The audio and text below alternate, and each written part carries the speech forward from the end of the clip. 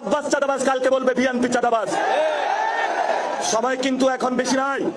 অনেকের গায়ে একটু শিউরে উঠে যে আব্বাস চাঁদাবাজ বললে যে একজন ব্যক্তিকে অ্যাটাক করা হয়।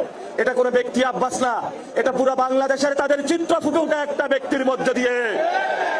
এই জন্য দ্রুত এগুলো বন্ধ করেন। যদি বন্ধ করতে না পারেন তাহলে সবারই কিন্তু চাদর ধরে আমরা টান দিব।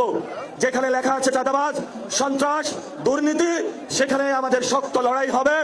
আপনারা ঘরের দেওয়ালে, মার্কেটে, বিভিন্ন জায়গায় লিখে রাখবেন চাঁদাবাজদের বয়কট করুন। এখানে চাঁদাবাজের প্রবেশাধিকার নিষিদ্ধ, সামাজিকভাবে তাদেরকে বয়কট করতে হবে।